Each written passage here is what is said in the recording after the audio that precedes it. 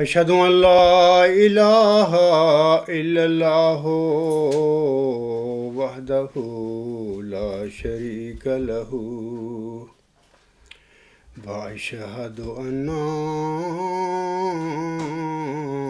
محمدا عبده ورسوله أما بعد فأعوذ بالله من الشيطان الرجيم بسم الله الرحمن الرحيم الحمد لله رب العالمين الرحمن الرحيم مالك يوم الدين إياك نعبد وإياك نستعين اهدنا الصراط المستقيم صراط الذين أنعمت عليهم صراط الذين أنعمت عليهم غير المغضوب عليهم ولا الضالين۔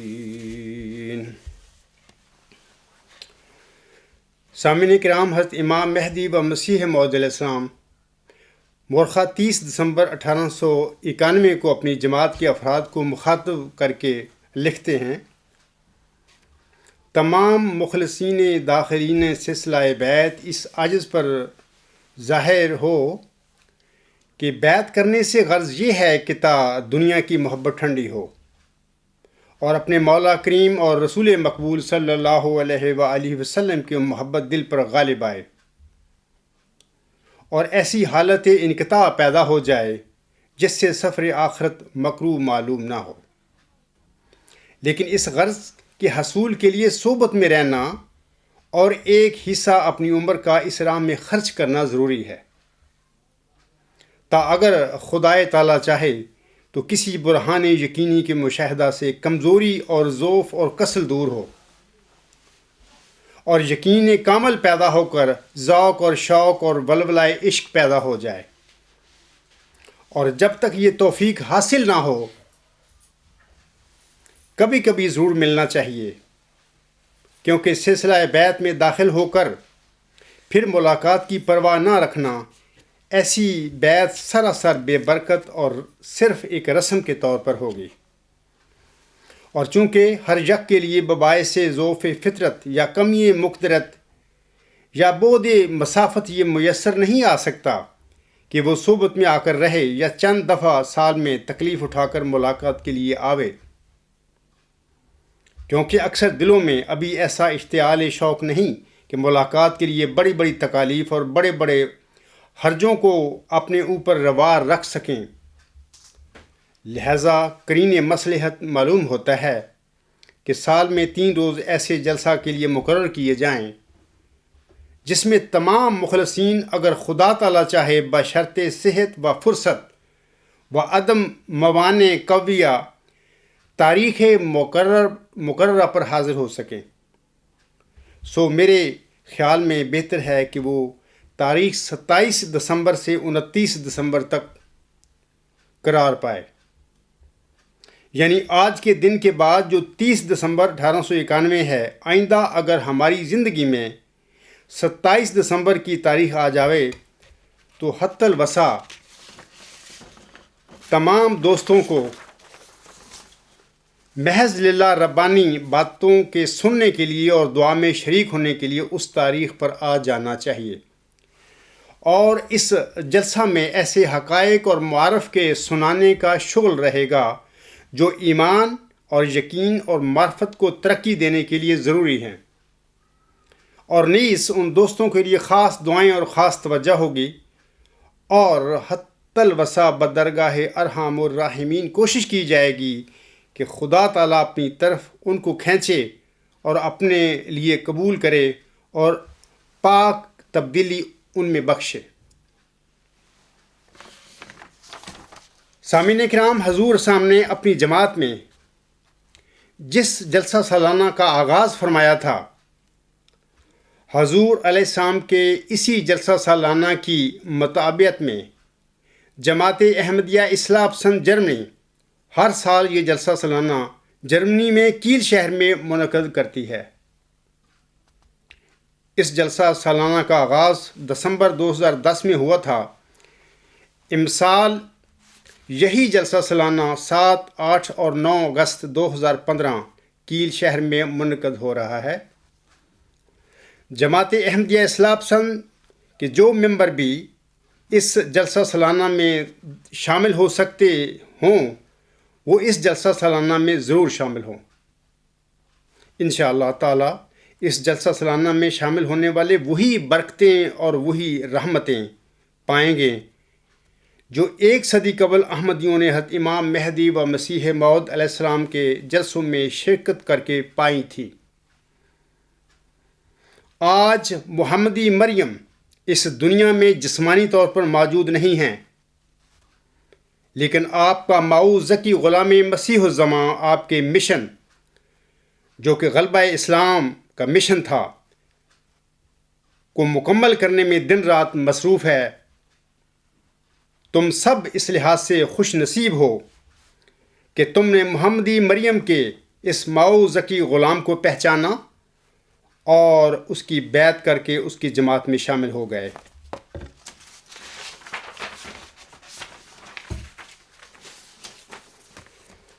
ماؤ ذکی غلام مسیح الزمان کی جماعت میں شامل ہونا ایسا ہی ہے سامعین کرام، جیسا کہ آپ محمدی مریم حضرت امام مہدی و مسیح موعود علیہ السلام کی جماعت میں اور آپ کے اصحاب میں شامل ہو گئے ہیں۔ حتیٰ کہ میں یہاں پر اس کا بھی اضافہ کرنا چاہتا ہوں کہ آپ کا اس جماعت میں شامل ہونا ایسے ہی ہے جیسے کہ آپ حضرت محمد مصطفیٰ صلی اللہ علیہ وآلہ وسلم کی جماعت میں اور آپ صلی اللہ علیہ وآلہ وسلم کے اصحاب میں شامل ہو گئے ہیں۔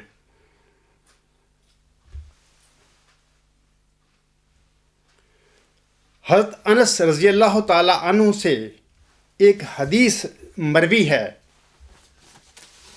اس میں وہ فرماتے ہیں، انس رضی اللہ تعالی عنہ قال قال رسول اللہ صلی اللہ علیہ وسلم من ادرک منکم عیسی ابن مریم فلیقرأ منی السلام۔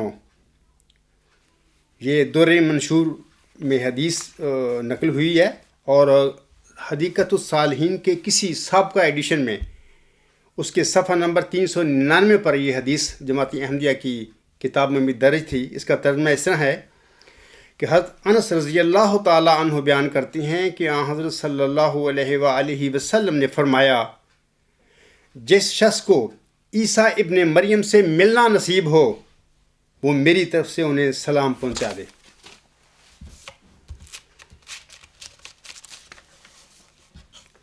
اے احمدی اور غیر احمدی مسلمانوں، تم سب اس لحاظ سے بہت خوش نصیب ہو کہ آن حضرت صلی اللہ علیہ وآلہ وسلم نے جس مسیح عیسیٰ ابن مریم کی امت کو خبر دی تھی، وہ موعود مسیح عیسیٰ ابن مریم آج آپ سب میں موجود ہے۔ لہذا اٹھو اور اس تک پہنچ کر آن حضرت صلی اللہ علیہ وآلہ وسلم کا سلام اس کو پہنچاؤ۔ میں آپ سب کے لیے دعا گو ہوں کہ اللہ تعالیٰ آپ سب کو اس کی توفیق بخشے کہ تم جس طرح بھی ہو سکے موعود مسیح عیسیٰ ابن مریم تک پہنچ کر پیارے نبی حضرت محمد مصطفیٰ صلی اللہ علیہ وآلہ وسلم کا سلام اس کو پہنچاؤ۔ پیارے نبی صلی اللہ علیہ وآلہ وسلم کا سلام آپ کے ماؤ ذکی غلام یعنی مسیح عیسیٰ ابن مریم کو پہنچانا بڑی خوش نصیبی اور اعزاز کی بات ہے، اور آج وہ وجود موت تم میں موجود ہے، اور آپ کے لیے اس خوش نصیبی کو پانا اور اس اعزاز کو پانا چندہ مشکل نہیں ہے، بلکہ اللہ تعالیٰ نے آپ لوگوں کے لیے یہ بڑا آسان کر دیا ہے۔ میں دعا گو ہوں کہ اللہ تعالیٰ یہ اعزاز آپ سب کو نصیب کرے۔ اب میں آج کے خطبہ جمعہ کی طرف آتا ہوں۔ سامعین کرام، اللہ تعالیٰ سورۃ البقرہ کی آیت نمبر 255 میں فرماتا ہے،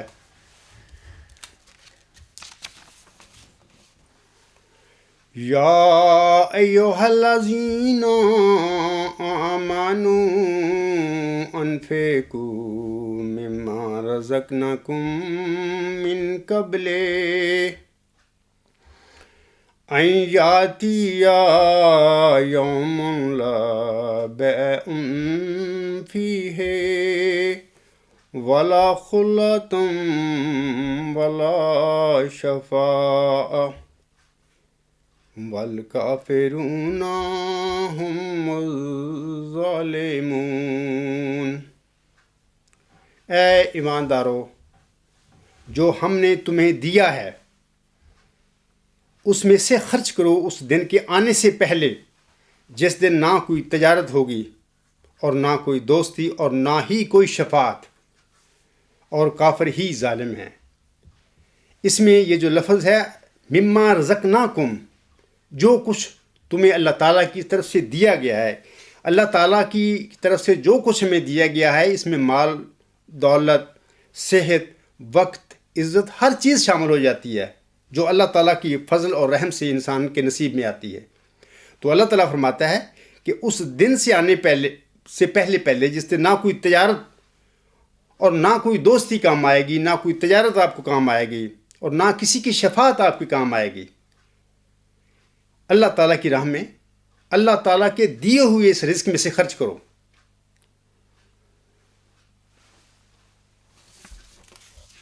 اسی طرح سامعین کرام، اللہ تعالیٰ سورۃ ہمزہ جو ہے وہ میں آپ لوگوں کے آگے پڑھ کر سناتا ہوں۔ اس میں اللہ تعالیٰ فرماتا ہے، ویل لکل ہمزۃ لمزۃ الذی جمع مالا وعددہ یحسب ان مالہ اخلدہ کلا لا ینبذن فی الحطمہ وما ادراک ما الحطمہ نار اللہ الموقدۃ موقدۃ التی تطلع علی الافئدہ انہا علیہم موصدۃ فی امد ممددہ۔ اس صورت میں اللہ تعالیٰ فرماتا ہے، پہلی تو یہ جو ہمزہ یہ صورت ہے، اس کا نام ہے ہمزہ کے لغوی معنی ہیں بڑا چغل خور، بڑا غیبت کرنے والا اور بڑا نکتہ چین۔ تو اس صورت میں اللہ تعالیٰ فرماتا ہے کہ ہلاکت ہے ہر غیبت کرنے والے اور عیب جوئی کرنے والے کے لیے۔ یہ عام بیماریاں لوگوں میں پائی جاتی ہیں، لوگ غیبت کرنے سے بھی باز نہیں آتے اور عیب جوئی بھی کرتے رہتے ہیں۔ اللہ تعالیٰ سب کو معاف فرمائے اور اس کی اصلاح اپنے آپ کی کرنے کی توفیق بخشے۔ آگے اللہ فرماتا ہے، جو مال کو جمع کرتا اور گن گن کر رکھتا ہے، وہ گمان کرتا تھا کہ اس کے مال نے اسے لافانی بنا دیا ہے۔ یہ بھی گمان اکثر لوگوں کو آتا ہے اور وہ اس کے لیے کوششیں کرتے رہتے ہیں دن رات کہ ہمارے مال نے ہماری جو تعمیرات کر رہے ہیں ہمیں یہ چیزیں لافانی بنا دے گی، یا سب وسوسہ ہے، فریب ہے، شراب ہے۔ آگے اللہ فرماتا ہے، ہرگز نہیں، وہ یقیناً حطمہ میں پھینک دیا جائے گا، اور تو کیا جانے کہ حطمہ کیا ہے؟ وہ اللہ کی خوب بھڑکائی ہوئی آگ ہے جو دلوں تک جا پہنچے گی، یقیناً وہ ان پر ڈھانک کر بند کر دی جائے گی۔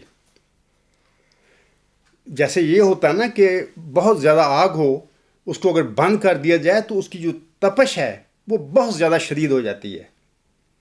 اسی لیے اللہ تعالیٰ نے اس آیت میں فرمایا ہے، یقیناً وہ ان پر ڈھانک کر بند کر دی جائے گی، مقصد یہ ہے اللہ کا فرمانے کا کہ اس آگ کو انتہائی زیادہ بڑھا دیا جائے گا، ان کو تکلیف دینے کے لیے، ان لوگوں کو جو غیبت کرنے والے اور عیب جوئی کرنے والے ہیں، اس سے باز نہیں آتے اور مال اکٹھا کرتے ہیں اور دنیا میں اپنے مالوں کے ذریعے لافانی بننا چاہتے ہیں۔ آخر پر اللہ تعالیٰ فرماتا ہے اور وہ لوگ اونچے اونچے ستونوں میں گھرے ہوئے ہیں۔ اسی طرح سامعین کرام، ایک صورت جو ہے اس کا نمبر 102 ہے، وہ تکاثر صورت ہے۔ تکاثر کے بھی لغوی معنی جو ہیں بہت ہو جاننا، کثرت میں ایک دوسرے سے مقابلہ کرنا کے ہیں۔ اس صورت میں اللہ تعالیٰ فرماتا ہے الہاکم التکاثر حتی زرتم المقابر کلا سوف تعلمون ثم کلا سوف تعلمون کلا لو تعلمون علم الیقین لترونہا عین الیقین ثم لا تسألن یومئذ عن النعیم۔ اللہ تعالیٰ فرماتا ہے تم کو کثرت مال کی حرص نے غافل کر دیا، یہاں تک کہ تم لب گور تک جا پہنچے، ہرگز نہیں تم ان قریب جان لوگے، پھر ہرگز نہیں تم ان قریب جان لوگے، ہرگز نہیں، کاش کہ تم علم الیقین سے جان سکتے، البتہ تم جہنم کو ضرور دیکھو گے، پھر تم اسے یقین کی آنکھ سے دیکھو گے، پھر البتہ تم سے اس دن نعمتوں کے متعلق ضرور پوچھا جائے گا، یعنی جو اللہ تعالیٰ نے ہمیں نعمتیں عنایت فرمائی ہیں، رزق دیا ہے، صحت دی ہے، عزت دی ہے، مال دیا ہے، ان کے متعلق پوچھ گچھ ہوگی بندوں سے کہ اے میرے بندو، میں نے تمہیں اتنی نعمتیں دی تھی، تم نے میرے لیے کیا کیا؟ بہرحال عجیب انسان غفلت میں چلا جاتا ہے کہ اس کو اپنی آخرت، اپنی موت یاد ہی نہیں رہتی، اور اسی طرح مال اکٹھا کرتے کرتے، جوڑتے جوڑتے، گنتے گنتے اخیر وہ قبر تک پہنچ جاتا ہے، مقبرے بناتا پھرتا ہوتا ہے اپنے، اور بلڈنگیں بناتا ہے، حتیٰ کہ اس کا اپنا مقبرہ بن جاتا ہے۔ بہر اللہ تعالیٰ سے میری دعا ہے کہ اللہ تعالیٰ ہم سب کو یہ جو بیماریاں ہیں، مال اکٹھا کرنے کی، یہ غیبت کرنے کی، عیب جوئی کرنے کی، اللہ تعالیٰ ہم سب کو اپنی پناہ میں رکھے، ان برائیوں سے بچائے، اور ہمیں ہمیشہ ہر آن ہر پل صراط مستقیم پر چلنے کی توفیق بخشے۔ سامعین کرام، حضرت مرزا صاحب علیہ السلام نے اپنی زندگی میں 2 چندے اپنی جماعت پر جاری کیے تھے، ہم کہہ سکتے ہیں، یا لگائے تھے یا عائد کیے تھے، کوئی لفظ بھی ہم استعمال کر سکتے ہیں۔ تو اس حوالے سے میں آپ لوگوں کو بتانا چاہتا ہوں کہ حضرت مرزا صاحب صاحب اپنے ایک اشتہار مورخہ 15 مارچ 1902، اس کا نام ہے لنگر خانہ کے انتظام کے لیے، یہ مجموعہ اشتہارات جلد 3 صفحہ 469 پر احباب پڑھ سکتے ہیں۔ وہاں پر فرماتے ہیں اب چاہیے کہ ہر ایک شخص سوچ سمجھ کر اس قدر ماہواری چندہ کا اقرار کرے جس کو وہ دیکھ سکتا ہے، گو ایک پیسہ ماہواری ہو، مگر خدا کے ساتھ فضول گوئی اور دروغ گوئی کا برتاؤ نہ کرے۔ ہر ایک شخص جو مرید ہے اس کو چاہیے جو اپنے نفس پر کچھ ماہواری مقرر کر دے، خواہ ایک پیسہ ہو اور خواہ ایک دھیلا، اور جو شخص کچھ بھی مقرر نہیں کرتا اور نہ جسمانی طور پر اس سلسلہ کے لیے کچھ بھی مدد دے سکتا ہے، وہ منافق ہے۔ اب اس کے بعد وہ سلسلہ میں نہیں رہ سکے گا۔ اس اشتہار کے شائع ہونے سے 3 ماہ تک ہر ایک بیعت کرنے والے کے جواب کا انتظار کیا جائے گا کہ وہ کیا ماہواری چندہ اس سلسلہ کی مدد کے لیے قبول کرتا ہے، اور اگر 3 ماہ تک کسی کا جواب نہ آیا تو اس سلسلہ بیعت سے اس کا نام کاٹ دیا جائے گا اور مشتہر کر دیا جائے گا۔ اگر کسی نے ماہواری چندہ کا عہد کر کے 3 ماہ تک چندہ کے بھیجنے سے لاپرواہی کی، اس کا نام بھی کاٹ دیا جائے گا، اور اس کے بعد کوئی مغرور اور لاپرواہ جو انصار میں داخل نہیں، اس سلسلہ میں ہرگز نہیں رہے گا۔ والسلام علی من اتبع الہدی۔ یہ تو سامعین کرام حضور سامنے اپنی زندگی میں ایک چندہ، لنگر خانہ کا انتظام اور باقی اپنے جو اخراجات تھے جماعت کے، اشاعت اسلام کے لیے، تبلیغ کے لیے، لٹریچر کی اشاعت کے لیے اور بہت سارے جماعت کے کام ہوتے ہیں، ان کو پورا کرنے کے لیے میرے آقا حضرت مسیح موعود علیہ السلام نے اپنی زندگی میں یہ ایک چندہ اپنے پیروکاروں پر لگایا تھا۔ اس کی کوئی شرح مقرر نہیں فرمائی تھی آپ نے، بالکل فرمایا تھا بھی جو کوئی دے سکتا ہے ٹھیک ہے، آزاد ہے اس میں، لیکن دے ضرور۔ میری جماعت میں داخل ہو کر نہ دینے والوں میں نہ رہے، بیٹھا رہے، دے جو وہ دے سکتا ہے۔ اس میں میرے آقا نے کوئی پابندی نہیں کسی اپنے پیروکار پر لگائی تھی۔ یہ تو ایک چندہ اپنا تھا، اس کو ہم چندہ عام کہہ سکتے ہیں۔ تو ایک دوسرا چندہ حضور سامنے جو لگایا تھا وہ چندہ وصیت ہے۔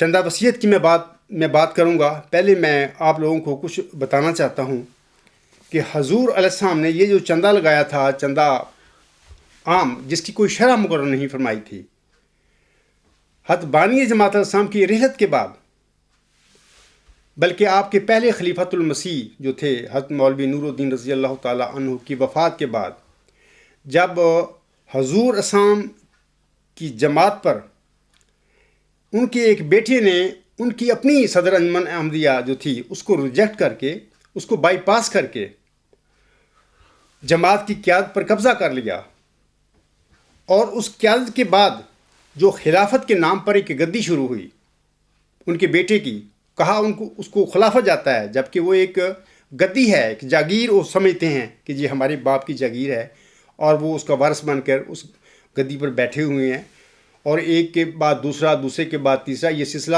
تاحال چلا جا رہا ہے۔ میں آپ لوگوں کو بتانا چاہتا ہوں کہ میرے آقا حضرت مسیح موعود علیہ السلام نے اپنی زندگی میں جو ایک چندہ عام جس کی کوئی شرح مقرر نہیں فرمائی تھی، اس کے ساتھ حضور صاحب کے اس بیٹے نے یعنی مرزا بشیر الدین محمود احمد صاحب اور اس کے جانشینوں نے کیا کیا، تو میں آپ لوگوں کو بتاتا ہوں کہ اس چندے میں کیا کمی بیشی، کیا توسیع اور کیا کیا ہوا 100 سال میں۔ سامعین کرام، یہ صحیح ہے کہ کسی بھی تنظیم کو چلانے کے لیے چندہ ضروری ہے، اور جماعت احمدیہ میں چندہ جات کو جو اہمیت ہے وہ کسی سے مخفی نہیں۔ میں نے ابھی حضور صاحب کا الفاظ بھی پڑھے ہیں، انہوں نے فرمایا ہے کہ یہ بہت سارے اخراجات ہوتے ہیں سلسلہ کے، ان کو پورا کرنے کے لیے یہ ضرورت ہے۔ لیکن خلیفہ ثانی کے دور سے جماعت نے جس طرح عام احمدیوں کے جذبات کو ابھار کر، مجبور کر کے، بلیک میل کر کے مذہب کے نام پر لوٹا ہے، اس کی مثال انسانی تاریخ میں نہیں ملتی۔ مرزا محمود احمد صاحب کے دور میں ایک بار خواجہ حسن نظامی صاحب نے قادیان کو اپنے کچھ دوستوں کے ساتھ مرزا محمود احمد صاحب کی دعوت پر وزٹ کیا۔ وہ سیر کرنے آئے، دیکھنے آئے قادیان کا ماحول۔ اس کے بعد اپنے جا کر وہاں دلی اپنے ایک آرٹیکل میں لکھتے ہیں، وہ کیا لکھتے ہیں سنیے۔ وہ لکھتے ہیں، ہم نے قادیان میں امور عامہ کا معائنہ کیا، نشر و اشاعت اور تحریک جدید کے دفاتر دیکھے، غرض بہشتی مقبرہ پہنچے تو اسے سبزہ و ورستہ کے اعتبار سے واقعی جنت مانوی پایا۔ لیکن ایک بات بڑی حیران کن تھی کہ اس کے تمام درختوں اور پیڑوں پر قطار اندر قطار بیٹھے ہوئے پرندے ایک ہی راگ الاپ رہے تھے، چندہ چندہ چندہ۔ سامعین کرام، اس بات کو لکھے ہوئے بھی 75 سال ہو گئے ہیں۔ اس کے بعد سے مرزا محمود احمد صاحب اور ان کے بیٹوں کے ادوار میں تو اس سے کہیں زیادہ غریب احمدیوں کا خون نچوڑا گیا ہے۔ یہ پہلے 70 سال کی پہلے کی بات ہے، اور اب تو ان غریبوں کی ہڈیاں بھی چوسی جا رہی ہیں۔ ہر شخص اس بوجھ تلے کرا رہا ہے، مگر سسٹم اور ماحول ایسا بنا دیا گیا ہے کہ کوئی بول نہیں سکتا۔ جناب مرزا محمود احمد کے گدی نشین ہوتے ہی سامعین کرام، انہوں نے اور ان کے جانشینوں نے چندے میں کیا کیا تبدیلیاں کیں اور کس طرح غریب احمدیوں کو لوٹا، یہ ایک بڑی طویل داستان ہے۔ خطبہ جمعہ میں اتنا وقت نہیں ہوتا کہ میں اس کی ساری تفصیل آپ لوگوں کو بتا سکوں۔ قصہ مختصر حضرت مرزا صاحب اسلام کی روحانی اولاد آج غربت کی انتہائی نچلی سطح پر اپنی زندگی گزار رہی ہے، اور جب کہ یہ حضرت مرزا صاحب اسلام کی جو اولاد ہے، یعنی خلفاء جو بنے ہوئے ہیں، گدی پر بیٹھے ہوئے ہیں، اربوں کی جائیداد کے مالک اب بن چکے ہیں۔ روا میں جائیں، قادیان میں جائیں، لندن میں جائیں، ان کو دیکھیں، ان کا اٹھنا بیٹھنا، ان کا طرز زندگی کیسا ہے۔ اور غریب احمدی بیچارے جنہوں نے حضرت مرزا صاحب علیہ السلام کی دعوت اللہ پر لبیک کہتے ہوئے اپنی جان مال عزت ان پر قربان کر دی، ان کا آج کیا حال ہے؟ وہ ملکوں میں دھکے کھاتے پھر رہے ہیں، کوئی ٹیکسی چلا رہا ہے، کوئی ہوٹلوں میں کام کر رہا ہے، کوئی مزدوریاں کر رہا ہے روڈ پر۔ تو یہ اس چندے کی وجہ سے ہوا جو مرزا بشیر الدین محمود احمد اور اس کے جانشینوں نے حضرت مرزا صاحب کی ایک معمولی سا چندہ جس کی انہوں نے اپنی زندگی میں کوئی شرح بھی مقرر نہیں فرمائی تھی، اس کی توسیعیں کر کر کے، وسعت دے دے کے ان کو کہاں تک پہنچایا۔ اب میں وہ آپ کو بتاتا ہوں اس کی تفصیل۔ اب جناب نیا خلیفہ صاحب جو بنا ہے، ان کا مسعود صاحب جو ہے، ان کا بھی مطالبہ جماعت سے مزید قربانیوں کو ہمیشہ ہر خطبہ ان کا سنیں، خطبوں میں یہی ان کے مطالبے ہوتے ہیں۔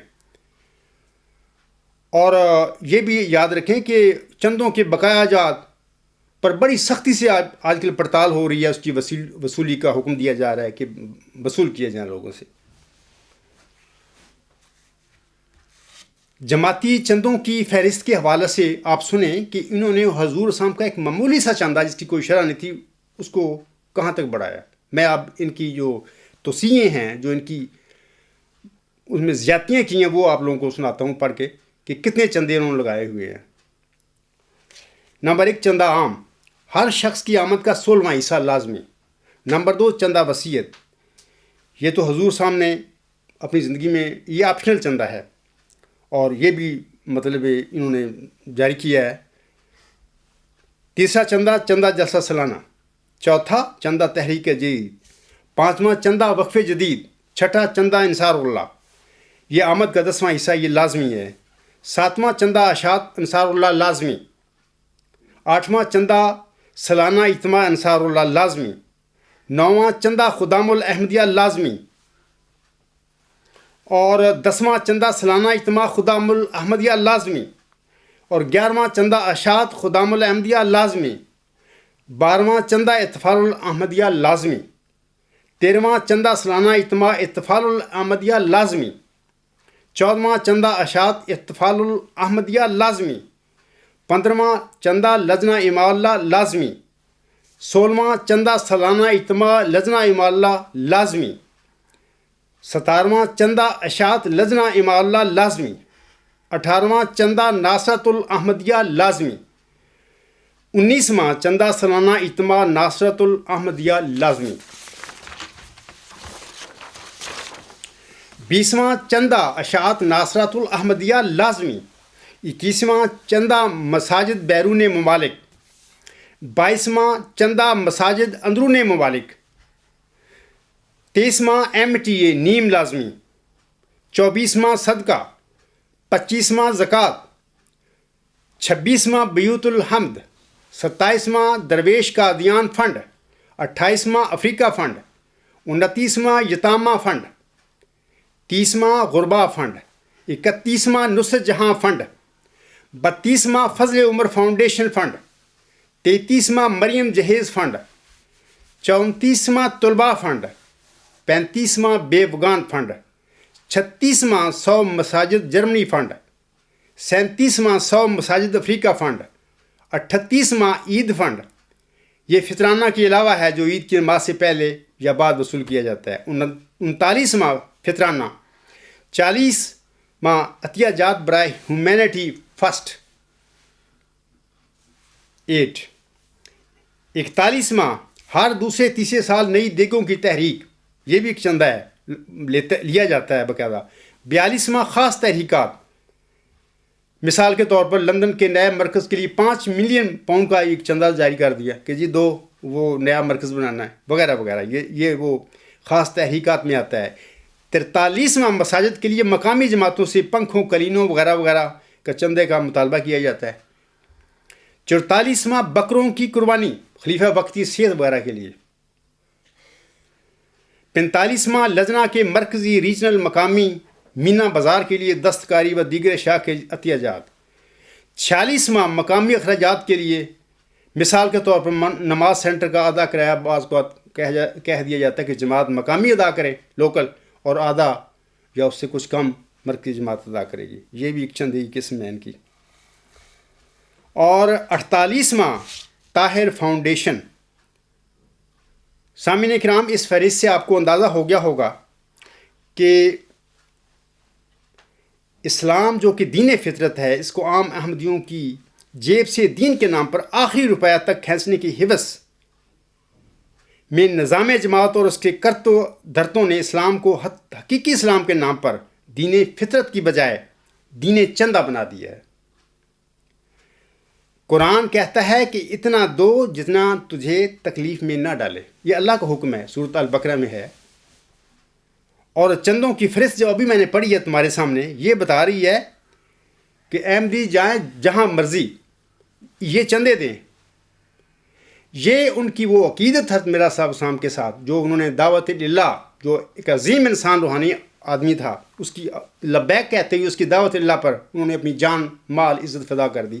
ان لوگوں کے ساتھ مرزا بشیر الدین محمود احمد اور اس کی جانشینوں نے، جس کو یہ کہتے ہیں خلافت کے نور اور خلافت کی برکات، یہ برکات ہیں ان لوگوں کے لیے جو خلافت پر قبضہ کر کے بیٹھے ہوئے ہیں قیادت پر. اور چندہ دینے والوں سے میں پوچھتا ہوں کہ آج تک 100 سال میں تمہیں اس خلافت کی کیا برکت ملی ہے؟ تمہیں یہ برکتیں ملی ہیں کہ تم پہلے کھاتے پیتے تھے، اب تم مزدوریاں کرتے پھر رہے ہو، اب تم ہوٹلوں میں مزدوریاں کر رہے ہو، کوئی ٹیکسیں جلاتا پھر. یہ تمہیں برکتیں ملی ہیں اس خلافت کی جس پر یہ خاندان قابض ہو کر بیٹھا ہوا ہے.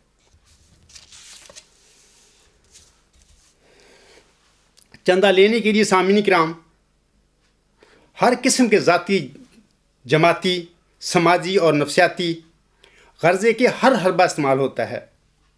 اے میرے احمدی بھائیوں، آپ خود فیصلہ کر لیں کہ جس چندے کی ابتدا حضرت مرزا صاحب سامنے چندہ عام بغیر شرح کے کی تھی، حضرت مرزا صاحب علیہ السلام کی وفات کے بعد آپ کی اولاد نے اس ایک عام چندہ بغیر شرح کا کیا حل بنایا ہے اور کس طرح احمدیوں کو چندے کے نام پر لوٹا ہے. خاکسار بطور مئو ذکی غلام مسیح الزماں ان تمام چندوں کو آپ کے سامنے میں ختم کرتا ہوں.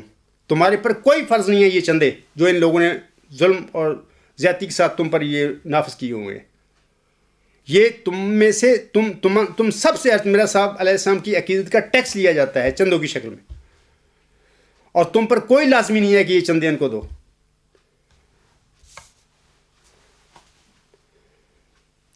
اب میں آگے بتاؤں گا جا کے کہ حضرت مرزا صاحب صاحب کے ایک چندہ وہ جو بغیر شرح کے تھا، جس کا نام اب میں نے تبدیل کر دیا ہے، اس کا نام رکھا ہے رستگاری فنڈ. کیونکہ تم اتنے چندے دے کے تم لوگوں کو ٹریپ کیا ہے، غلام بنایا ہے، تمہیں شکنجے ڈالے ہیں غلامی کے. اب کچھ لوگ تو آزاد ہو چکے ہیں جو میرے ساتھ ہیں، میری جماعت میں ہیں، لیکن ایک اکثر حصہ جماعت کا لوگوں کا وہ ابھی پھنسا ہوا ہے ان میں. ان کی رستگاری کے لیے حضرت مرزا صاحب سامنے جو چندہ لگایا تھا، چندہ عام بغیر شرح کے، اب میری جماعت میں وہی چندہ ہے. اس کا نام صرف یہ ہے کہ چندہ عام کے بجائے وہ رستگاری فنڈ ہے اس کا نام. اور یہ چندہ بھی اشاعت اور غلبہ اسلام اور آپ سب کی رستگاری کے لیے ہے بغیر کسی شرح کے. یہ تو میں نے چندوں کی تفصیل بتائی ہے. اب میں بتاتا ہوں آپ لوگوں کو کہ یہ تو 48 چندے میں نے آپ کو لوگوں کو سنایا ہے، یہ لسٹ ہے. اس کے علاوہ تفصیل میں بتا نہیں سکتا ساری، ایک لمبی بات ہے. اس شخص نے 52 سال ایک قیادت کی جماعت کی، اور جو جس طریقے سے لوٹا ہے ایک لمبی داستان ہے. کئی خطبات اس پر دیے جا سکتے ہیں. میں آپ لوگوں کو ایک دو ان کے اقتباس پڑھ کر سنا دیتا ہوں. مثال کے طور پر یہ الفضل 18 فروری 1958 مسلم موعود نمبر ہے، اس میں ان کا یہ ایک تقریر چھپی تھی. اس میں وہ کیا کہتے ہیں سنیے. وہ کہتے ہیں کہ تم اگر خدا کی رضا حاصل کرنا چاہتے ہو، ان احمدیوں کو کہہ رہے ہیں، تم اگر خدا کی رضا حاصل کرنا چاہتے ہو تو اپنی تمام جائیدادیں اسلام کی خدمت کے لیے وقف کر دو، تاکہ جب بھی اسلام پر کفر کا حملہ ہو ہمیں اس کے مقابلہ کے لیے یہ پریشانی نہ ہو کہ ہم روپیہ کہاں سے لائیں، بلکہ ہر وقت ہمارے پاس جائیدادیں موجود ہوں جن کو فروخت کر کے یا گروی رکھ کر ہم اسلام کی تبلیغ آسانی سے کر سکیں۔ میں اپنے بہنوں اور بھائیوں سے پوچھتا ہوں کہ کیا حضرت صلی اللہ علیہ وآلہ وسلم نے بھی اس قسم کی اپنی زندگی میں اپنے پیروکاروں پر یہ بات کہی تھی بھی تم سارا کچھ دے دو مجھے تاکہ میں اسلام کو تبلیغ کر سکوں وغیرہ، یا کیا خلفائے راشدین رضی اللہ تعالی عنہم کیا انہوں نے بھی یہ کام کیے تھے؟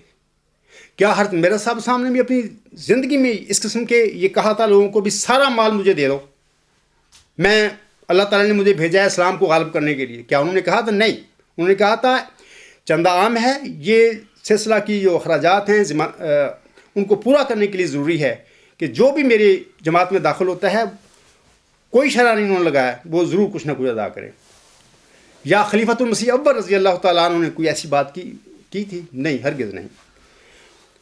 تو ایک دوسرا میں ان کا اقتباس پڑھ دیتا ہوں، یہ الفضل 7 اپریل 1944 صفحہ نمبر 7 پر یہ ان کو پڑھا جا سکتا ہے۔ وہ لکھتے ہیں، وہ کہتے ہیں، پس چاہیے کہ اگر 1 ارب پاؤنڈ خزانہ میں آ جائے تب بھی خلیفہ وقت کا فرض ہوگا کہ ایک غریب کی جیب سے جس میں 1 پیسہ ہے دین کے لیے پیسہ نکال لے۔ انا للہ و انا الیہ راجعون۔ یہ کہتا تھا میں مسلم موعود ہوں، اللہ نے مجھے مسلم موعود بنایا۔ یہ مسلم موعود کے کام ہے۔ آگے وہ کہتے ہیں،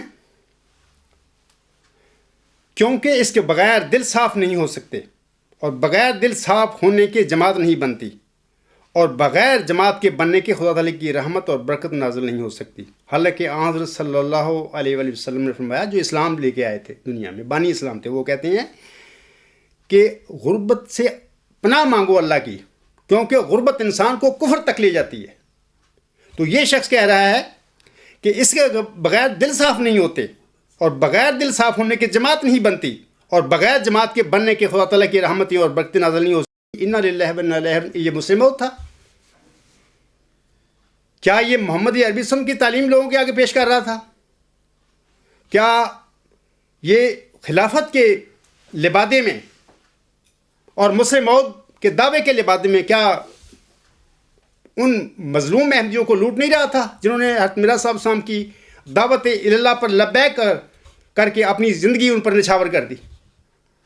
دوسرا چندہ میں آپ لوگوں کو بتاتا ہوں، حضرت مرزا صاحب نے جو اپنی جماعت پر عائد کیا تھا، میں بڑا مختصر، ٹائم نہیں ہے اتنا زیادہ، میں چھوڑتا ہوں، بہت ساری چیزوں کو ایک آدھ بتا دیتا ہوں وصیت کے سلسلے میں۔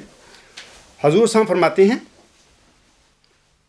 یہ الوصیت روحانی خزائن جلد 20 صفحہ 323 پر وہ فرماتے ہیں بڑا اختصار کے ساتھ، جو لوگ چندہ وصیت کے متعلق جاننا چاہیں وہ رسالہ الوصیت حضور صاحب کا لکھا ہوا ہے، وہ الغلام.com پر بھی ہے، اور الاسلام پر بھی یہ کتاب ہے روحانی خزائن جلد 20، وہاں پر لوگ تفصیل سے پڑھ سکتے ہیں۔ میں صرف ایک حوالہ پڑھ دیتا ہوں حضور صاحب کا۔ حضور صاحب فرماتے ہیں، یہ صفحہ 323 پر حضور کے الفاظ ہیں۔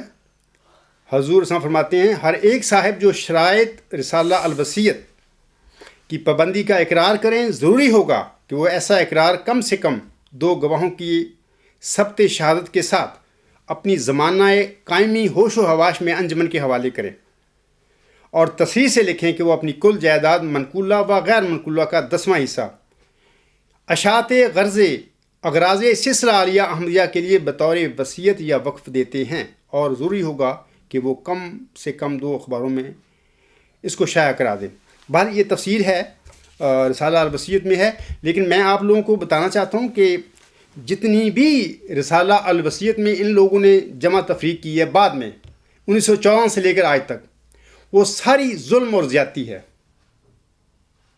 اور میں آپ لوگوں کو بتانا چاہتا ہوں کہ اس عاجز یہ جو موعود غلام مسیح و زماں ہے، میں اس کی حیثیت میں یہ ساری جمع تفریق جو ان لوگوں نے الوصیت چندہ جو حضور صاحب نے جاری کیا تھا، اختیاری چندہ ہے، وہ کیا ساری میں ختم کرتا ہوں۔ یہ تم پر ظلم کیا گیا ہے، آپ کو صرف وہ چندہ دینا لازمی ہے وصیت کے معاملے میں بھی، وہ ان شرائط کے مطابق جن کے متعلق حضرت مرزا صاحب اپنی زندگی میں سائن کر کے گئے ہیں۔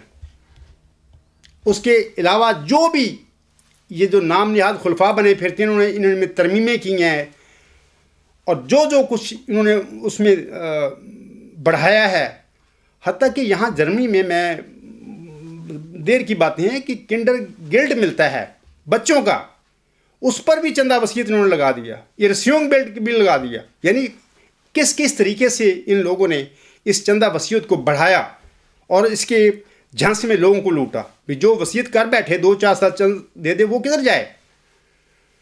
تو اگر وہ وصیت منسوخ کرتا ہے، حضرت مرزا صاحب صاحب نے فرمایا اپنی رسالہ الوصیت میں، اگر کوئی اس وصیت سے باہر جاتا ہے، جماعت سے جاتا ہے، اس کو واپس کر دو چندہ.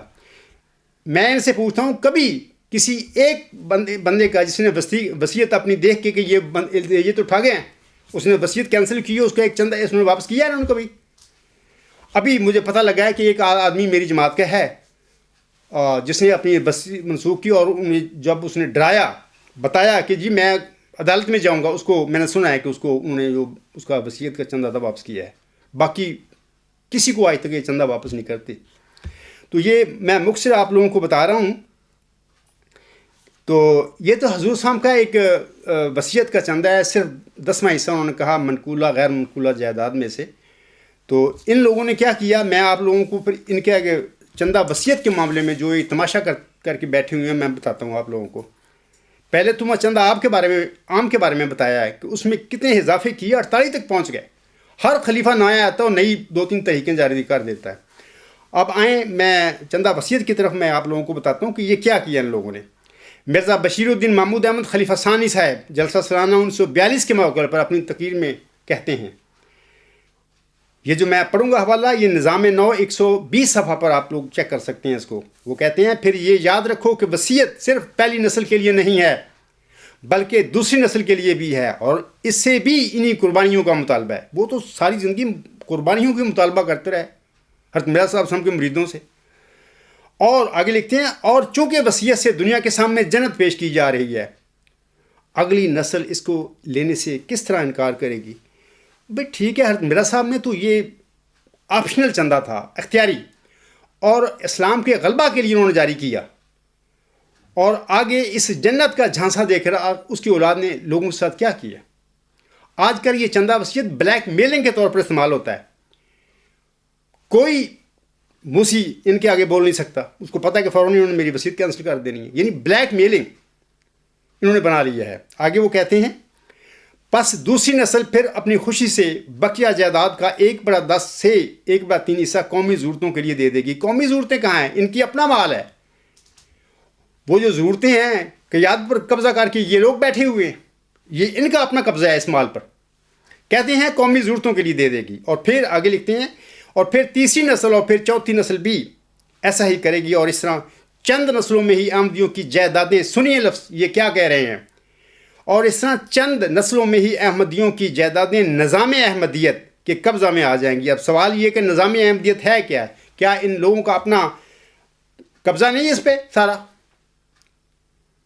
بلکہ کچھ لوگ ہیں، کچھ چند خاندان ہیں جماعت احمدیہ قادیان میں یا محمودی جماعت میں، جن کا ان کے جو قیادت کے لوگ ہیں مرزا صاحب علیہ السلام کی نسل، ان کے ساتھ ایک مکمکہ ہے خاموش کہ تم خلیفے اور ہم ادھر امیر اور ناظر وکیل وغیرہ وغیرہ. وہ نسل در نسل یہ کام انہوں نے چلایا ہوا ہے، اور عام آدمی بیچارہ پس گیا ہے، وہ کدھر جائے؟ تو یہ اسی قسم کی مکمکہ ہیں جیسے پاکستان کی سیاست میں لوگ یا پارٹیاں آپس میں مکمکہ کر لیتی ہیں.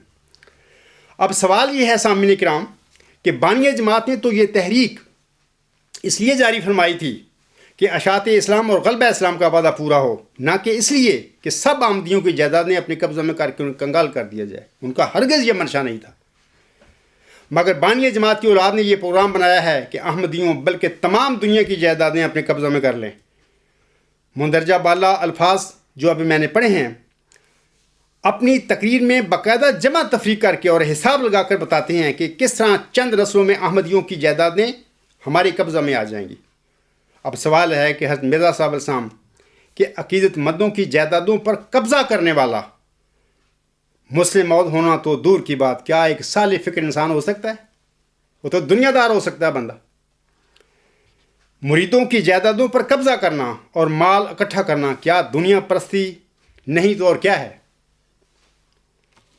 اقبال بیچارے نے سچ کہا تھا اپنے زمانے میں، خدا بندہ یہ تیرے سادہ دل بندے کدھر جائے، کہ درویشی بھی عیاری ہے سلطانی بھی عیاری.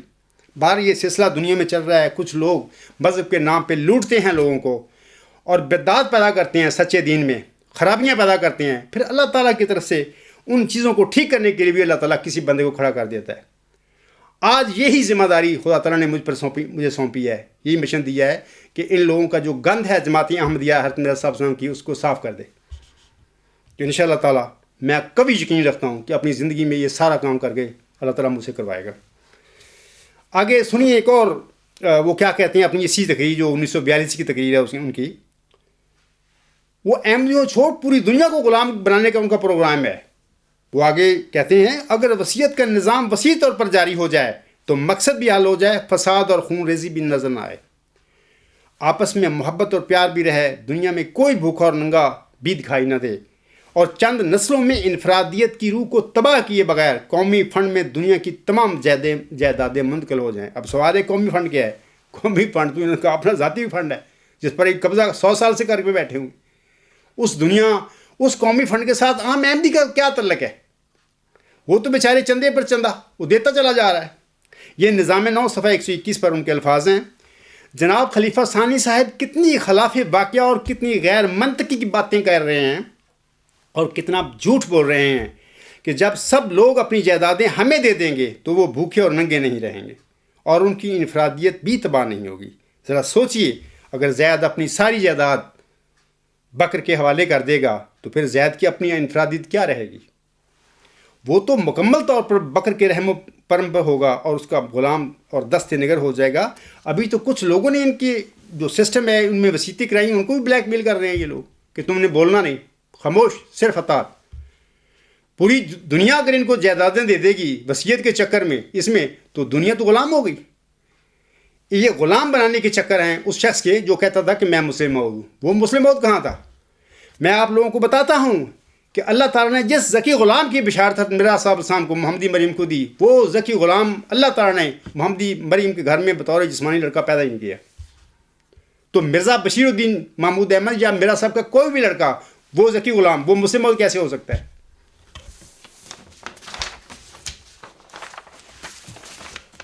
ایک شخص، سامعین کرام، جب ایک شخص دوسرے کا غلام اور دست نگر بن جائے تو پھر اس کی اپنی انفرادیت کیا خاک رہے گی؟ اس سے قطعی طور پر ثابت ہو گیا کہ حضرت مہدی و مسیح موعود نے جس الہی تحریک وصیت کا اجرا غلبہ اسلام کے لیے فرمایا تھا، آپ کے بیٹے نے اسے احمدیوں بلکہ تمام دنیا کو غلام بنانے کا ذریعہ بنا لیا۔ یہ تو اس کے کارنامے تھے چندہ وصیت کے حوالے سے۔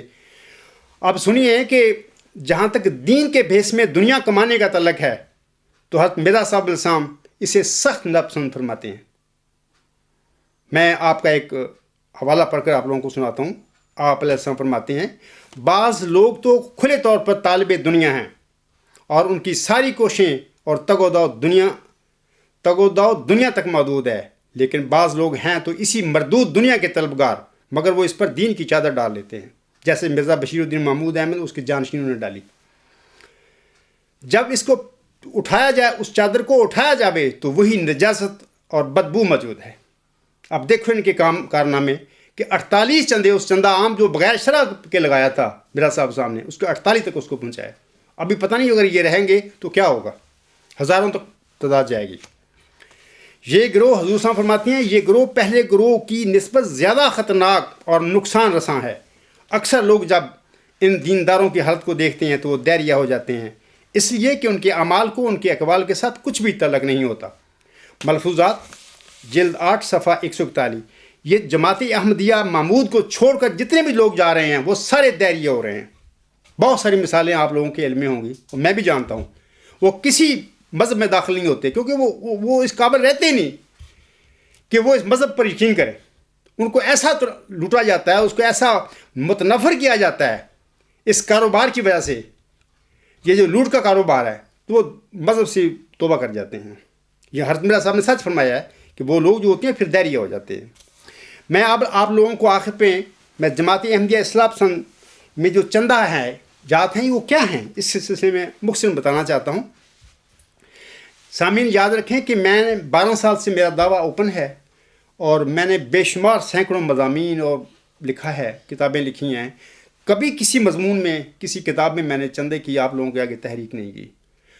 خطبات ہیں میرے جمعہ چل رہے عرصہ دراز سے، کبھی میں نے خطبوں میں یہ جیسے یہ خلیفے ان کے نام نہاد کرتے ہیں کہ ہر دوسرے تیسرے خطبہ میں چندہ، ان کا کام ہی یہ ہے. کبھی میں نے آپ نے سنا ہوگا کہ میں اپنے کبھی خطبوں میں یہ چندے کے بارے میں کبھی چندہ نہیں کیا.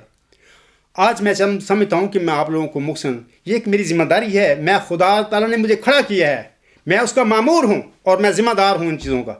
اس لیے میں چاہتا ہوں کہ اپنی ذمہ داری کو نبھاتے ہوئے کچھ چیزیں تھوڑی سی آپ لوگوں کو میں بتاؤں کہ جماعتی احمدیہ اصلاح پسند جو ہے جو جماعت ہے میری, جو اس میں شامل لوگ ہیں, چندہ کے حوالے سے ان کی کیا ذمہ داریاں, ان پر کیا کیا چندے ہیں, میں مختصراً آپ لوگوں کو بتاتا ہوں. سب سے پہلے یہ یاد رکھیں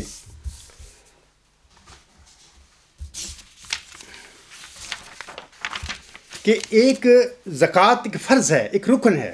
اسلام کے 5 ارکان ہیں, اس میں زکوٰۃ ایک رکن ہے, اور یہ اللہ نے اپنے بندوں پر فرض کی ہے. یہ میرا زید بکر کا یہ چندہ نہیں ہے, یہ اللہ کے دین کا, اسلام کا ایک رکن ہے, اور اللہ نے اپنے بندوں پر, اپنے مومنوں پر یہ فرض کیا ہے. جیسا کہ اللہ تعالیٰ فرماتا ہے مثال کے طور پر وَأَقِیمُوا الصَّلَاةَ وَآتُوا الزَّکَاةَ وَارْکَعُوا مَعَ الرَّاکِعِینَ, اور نماز قائم کرو اور زکوٰۃ دیا کرو اور جھکنے والوں کے ساتھ جھک جاؤ. یہ سورۃ البقرہ کی آیت نمبر 44 ہے. میں آپ لوگوں کو بتانا چاہتا ہوں کہ قرآن کریم میں 32 دفعہ زکوٰۃ کا اللہ تعالیٰ نے حکم دیا ہے, اور اپنے مومنوں کو خبردار کیا کہ یہ کام کیا کرو, یہ زکوٰۃ دیا کرو اللہ کے راستے میں. اور جہاں پر بھی اکثر نماز کا ذکر آیا ہے, صلات کا, وہاں پہ زکوٰۃ کا بھی اللہ نے حکم فرمایا ہے. اس لیے جماعت احمدیہ اصلاح پسند جو ہے, اس کے جو ممبران ہیں یا جو عہدیداران ہیں, ان کو میں یہ نصیحت کروں گا کہ یہ جو زکوٰۃ ہے یہ تمہارا اللہ کے ساتھ معاملہ ہے, اس میں میرا کوئی دخل نہیں ہے, نہ میرے لیے میں مانگتا ہوں. میں تو اپنی جو وراثت ہے خدا تعالیٰ نے مجھے اپنے ماں باپ سے بخشی, وہ میں لوگوں میں تقسیم کرتا پھر رہا ہوں. کسی کو کیا پتہ ہے اس کا؟ یہ میرے لیے نہیں, اللہ کے دین کے لیے اللہ کا حکم ہے تمہیں کہ اس کے دین کے لیے ضرور کچھ نہ کچھ دو, اور یہ زکوٰۃ ہے اس کی طرف سے فرض ہے. تو زکوٰۃ سے یاد رکھیں کہ مال میں کمی نہیں آتی, یہ زکوٰۃ مال کو پاک کرتی ہے, اور اللہ تعالیٰ کی رضائی جوئی کے سامان پیدا ہوتے ہیں زکوٰۃ کی ادائیگی کے بعد. تو اس لیے آپ لوگوں کو چاہیے کہ اپنی اپنی جگہ پر جہاں پر جماعتی قائم ہیں, وہاں کے جو عہدیدار ہیں ان کو چاہیے کہ اس کا زکوٰۃ کے بارے میں, یہ ایک فرض ہے نماز کی طرح, اس کا پر بھی اس کی توجہ دلایا کریں احباب کو. اور اس کے بعد یہ جو ایک سسٹم ہے, کیونکہ میں سمجھتا ہوں کہ اسلام سے ایک بڑی عرصے سے یہ سسٹم ختم ہو گیا زکوٰۃ کا. اور اس کے بعد امت مسلمہ اور امت محمدیہ کی کیا حالت ہے, 56-57 ملک ہیں, اس میں اتنی غربت ہے لوگوں میں, غربت سے خودکشیاں لوگ کر رہے ہیں. اگر یہ سلسلہ جیسا کہ زکوٰۃ کا دین اسلام میں آیا ہے, فرض آیا ہے, اور میرا خیال ہے کہ حضرت عمر رضی اللہ تعالیٰ انہوں نے اپنے زمانے میں یہ بیت المال شروع کیا تھا فنڈ, اور وہاں سے آگے خلفائے راشدین میں سے ہوتا ہوا آگے اموی ملوکوں میں بھی رہا اور آگے چلتا رہا. لیکن ایک وقت ہوا یہ ختم ہو گیا, اور اب تو بغیر کسی نظام کے یہ اپنے طور پر لوگ زکوٰۃ دیتے ہیں, اس کا کوئی فائدہ نہیں ہے. کیونکہ بعض اوقات جو ہوتے ہیں لوگ اس کے حقدار ہوتے ہیں, مستحق ہوتے ہیں, ان تک نہیں وہ پہنچتی, ایسی ادھر ادھر خود بدھ ہو جاتی ہے. باہر لوگ دیتے ہیں زکوٰۃ, لیکن میں چاہتا ہوں کہ اس نظام کو, زکوٰۃ کو ایک آرگنائز کیا جائے. اور میں یقین رکھتا ہوں کہ امت مسلمہ میں اگر یہ اللہ کا یہ جو فرض ہے, ایک رکن ہے, اس کو آرگنائز کر دیا جائے اور لوگ زکوٰۃ دیں جو اللہ نے اس کا نصاب یا اس کے نبی نے فرمایا ہے, میں سمجھتا ہوں اس امت میں غربت ہو ہی نہیں سکتی. کوئی مسلمان غریب نہیں ہو سکتا.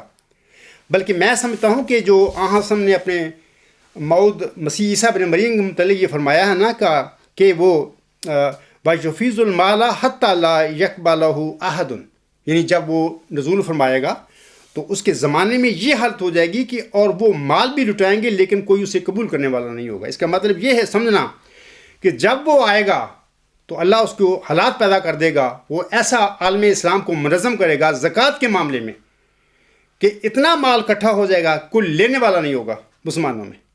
وہ تقسیم کرتا پھرے گا لیکن لینے والا کوئی نہیں ہوگا. یہ اسی وجہ سے ہوگا کہ وہ جو اصل یہ جو رکن ہے دین اسلام کا, اس کو آرگنائز کرے گا امت میں, اور صحیح جو ہے زکوٰۃ ہے لوگ دیں گے اور وہ وصول کرے گا اور امت میں تقسیم کرے گا غریبوں کو, اور غریب بھی نہیں رہیں گے. اور پوری امت کے جو اخراجات ہوتے ہیں حکومت کے, وہ سارے یہ زکوٰۃ سے سب پورے ہوتے ہیں. خلفائے راشدین رضی اللہ تعالیٰ عنہ کے زمانے میں بھی یہی ہوتا تھا. تو ایک تو یہ یاد رکھیں کہ زکوٰۃ کی طرف توجہ دیں، یہ اللہ کا ایک فرض ہے تم پر. اور میں کافی انفارمیشن دے چکا ہوں، اور کسی کو اگر مزید انفارمیشن چاہیے تو وہ میرے سے وہ لکھے اور مجھ سے پوچھ سکتا ہے. دوسرا جو ہے یہ رستگاری فنڈ ہے. یہ حضرت مرزا صاحب سامنے جو چندہ عام اپنے پیروکاروں پر عائد کیا تھا یہ وہی ہے. یہ چندہ ہر ممبر جماعت کے لیے لازمی تھا حضرت مرزا صاحب کے زمانے میں. اس کی کوئی شرح نہیں تھی. خاکسار بھی افراد جماعت احمدیہ اصلاح پسند کے لیے اس چندہ عام کو لازمی قرار دیتا ہے. صرف اس کی نام میں تبدیلی کرتا ہوں. اس کا نام چندہ عام کی بجائے رستگاری فنڈ ہے اور اس کی کوئی شرح نہیں ہے. آپ لوگ تو اس اسیری سے نجات پا چکے ہیں اور میرے دامن سے وابستہ ہو گئے ہیں، لیکن ابھی لاکھوں بلکہ کروڑوں آپ کے بھائی اسیری میں پھنسے ہوئے ہیں ان کے دجل کے اندر، اور 48 تک چندے بیچارے دے رہے ہیں. جو وسیطیں کرا کے بیٹھے ہوئے ہیں وہ تو ویسے ہی بک گئے، وہ تو ڈرتے بولتے ہی نہیں. ان سب کو ہم نے ان کے چنگل سے آزاد کرانا ہے. ان کی رستگاری میرے آنے والے پر اس کی ذمہ داری ہے. اس لیے اس چندہ کا نام رستگاری فنڈ ہے. یہ بھی جو عہدیداران ہیں جہاں جہاں جماعتی قائم ہیں ان کو چاہیے کہ اپنی جماعتوں میں اس کی طرف اپنا احباب کی توجہ مبذول کروائیں. تیسرا چندہ وصیت ہے جماعت احمدیہ اصلاح پسند میں. یہ اختیاری چندہ ہے. افراد جماعت احمدیہ کی وصیت صرف انہی شرائط پر کی جائے گی جن شرائط کی حضرت مرزا صاحب اسلام اپنی زندگی میں منظوری دے کر گئے تھے. حضرت مرزا صاحب اسلام کے بعد مرزا محمود احمد اور اس کے جانشینوں نے چندہ وصیت میں جو تبدیلیاں اور کمی بیشی کی ہے وہ سب نہ صرف ناجائز تھیں بلکہ حضرت مرزا صاحب اسلام کی عقیدت کے لبادے میں احمدیوں پر ظلم ڈھایا گیا. خاکسار مؤعود ذکی غلام مسیح الزماں اور مؤعود مجدد صدی 5 دہم ان سب تبدیلیوں اور کمی بیشی کو آج ختم کرتا ہے. تم پر کوئی لازمی نہیں ہے یہ چند وصیت کے معاملے میں کہ ان کی جو وصیت میں اتنی تبدیلیاں کی ہوں اس کے مطابق ان سے وصیتیں کرو ہی نہ. یہ اس لائق ہی نہیں ہے. یہ مرزا صاحب کے پیروکار ہی نہیں ہے. یہ تو مرتد لوگ ہیں. مرزا صاحب کی جماعت کو سے چھوڑ چکے ہیں. یہ ایک دنیا کا کاروبار ہے مرزا صاحب کے نام پر، اس کی احمدیت کے نام پر. آئندہ ہر احمدی سے حضرت مرزا صاحب اسلام کی جاری فرمائی ہوئی شرائط کے مطابق ہی وصیت کی جائے گی، اور انشاءاللہ تعالیٰ میرے بعد بھی میرے جانشین حضرت مرزا صاحب اسلام کی شرائط میں کبھی کمی بیشی نہیں کریں گے. موسوی حضرت مسیح عیسیٰ ابن مریم سامعین کرام لوکا باب نمبر 4 آیت نمبر 18 میں فرماتے ہیں، خدا بند کا روح مجھ پر ہے اس لیے کہ اس نے مجھے غریبوں کو خوشخبری دینے کے لیے مسا کیا. اس نے مجھے بھیجا ہے کہ قیدیوں کو رہائی اور اندھوں کو بینائی کی خبر سناؤں، کچلے ہوئوں کو آزاد کروں اور خدا بند کے سال مقبول کی منادی کروں. اللہ تعالیٰ محمدی مریم کے مؤعود ذکی غلام مسیح الزماں کے حوالہ سے 20 فروری 1886 کی الہامی پیش ہوئی میں فرماتا ہے. سامعین کرام، اللہ تعالیٰ فرماتا ہے اپنے بندے برگزیدہ بندے مرزا غلام صاحب کو مخاطب کر کے اللہ تعالیٰ فرماتا ہے، اے مظفر تجھ پر سلام. خدا نے یہ کہا تا وہ جو زندگی کے خواہاں ہیں موت کے پنجہ سے نجات پاویں، اور وہ جو قبروں میں دبے پڑے ہیں باہر آویں. آپ دیکھو اے میرے احمدی بہنوں بھائیو، تم اپنا حال دیکھو. کیا اس الہامی پیشو میں تمہارا ہی ذکر نہیں ہے؟ تم ہی آج قبروں میں دبے پڑے ہو. کیا تمہارے پاس کوئی بات کرنے سوال کرنے کا حق ہے؟ کر سکتے ہو تم اپنے خلیفہ سے ان مولویوں سے؟ نہیں کر سکتے. تمہاری وصیتیں کینسل، تمہارے اخراج مقاطعہ بائیکاٹ.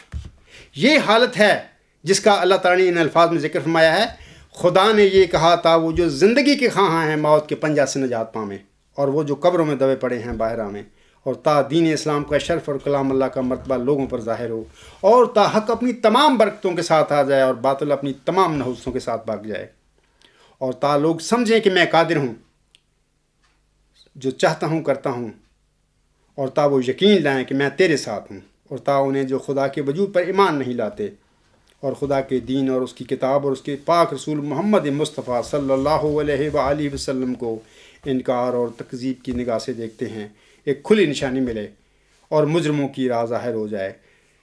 سن رہے ہیں احباب جماعت کہ یہ مجرم ان کی بھی حضور اللہ تعالیٰ نے ذکر فرما دیا اپنے الہامی کلام میں. یہ کون مجرم ہیں؟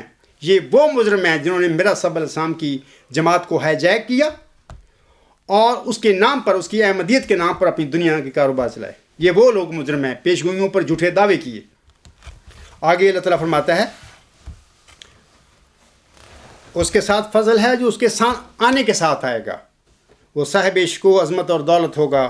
وہ دنیا میں آئے گا اور اپنے مسیحی نفس اور روح الحق کی برکت سے بہتوں کو بیماریوں سے صاف کرے گا.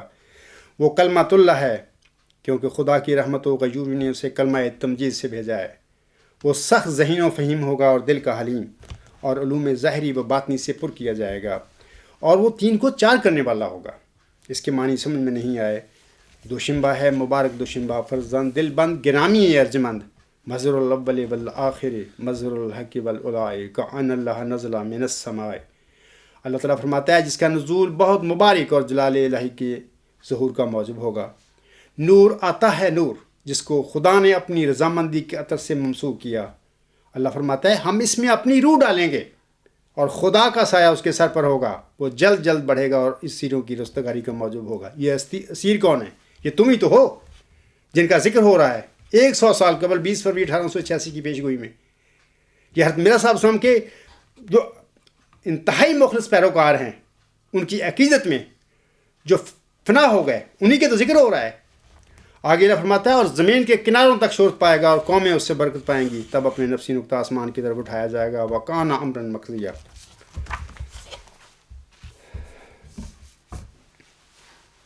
اے میرے احمدی بہنوں اور بھائیوں اور بزرگوں، یقیناً تم کو بھی حضرت مرزا صاحب اسلام کی عقیدت کی بنا پر کچل دیا گیا ہے، اور یہ عاجز ہی تمہاری رستگاری اور تمہارا نجات دہندہ ہے انشاءاللہ تعالی.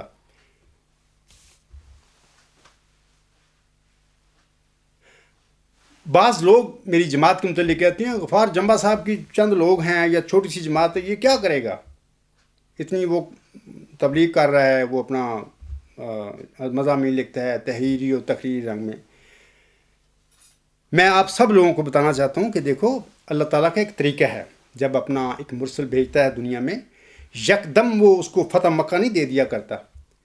اس کو ماریں کھانی پڑتی ہیں، تکلیفیں سہنی پڑتی ہیں، تبلیغ کرنی پڑتی ہے. ہمارے آقا 2 جہانوں کے سردار جس کے لیے اللہ نے یہ کائنات بنائی، اس کو بھی 22 اور 23 سال لگے فتح مکہ کے لیے. اگر اللہ چاہتا، کیونکہ وہ تو بڑی وسیع قدرتوں کا مالک ہے، مکہ میں ہی فتح مکہ کرا دیتا. لیکن نہیں، اللہ تعالیٰ کا یہ طریقہ نہیں. اللہ تعالیٰ ہر انسان کی، اپنے مرسل کی بھی آزمائش کرتا ہے کہ کتنا وہ ثابت قدم ہے. میری جو آواز اس کو میں نے دی ہے اس پر اس کا استقامت ہے. پھر اس کی ساتھیوں کی بھی اللہ تعالیٰ آزمائش کرتا ہے، وہ کتنی اپنے ایمان میں سچے ہیں. پھر منکروں کی، کافروں کی بھی اللہ تعالیٰ آزمائش کرتا ہے، ان پر ہر رنگ سے اللہ تعالیٰ اتمام حجت کرتا ہے.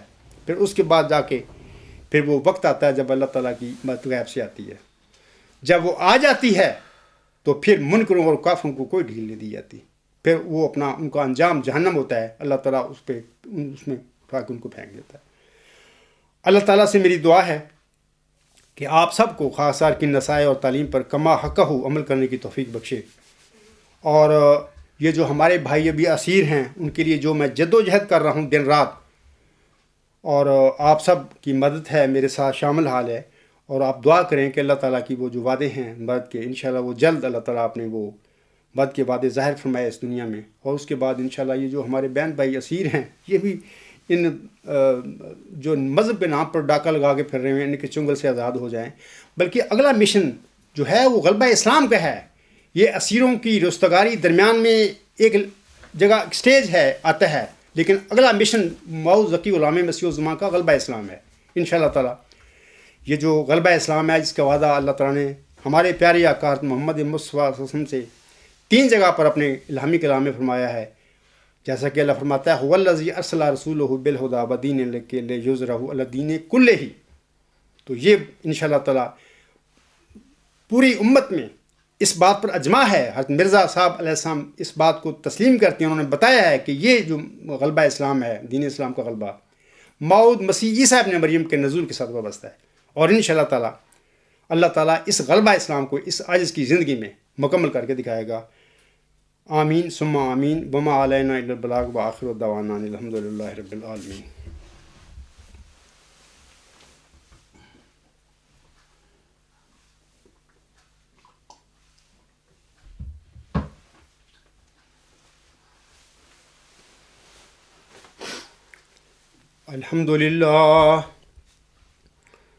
الحمد لله نحمده ونستعينه ونستغفره ونؤمن به ونتوكل عليه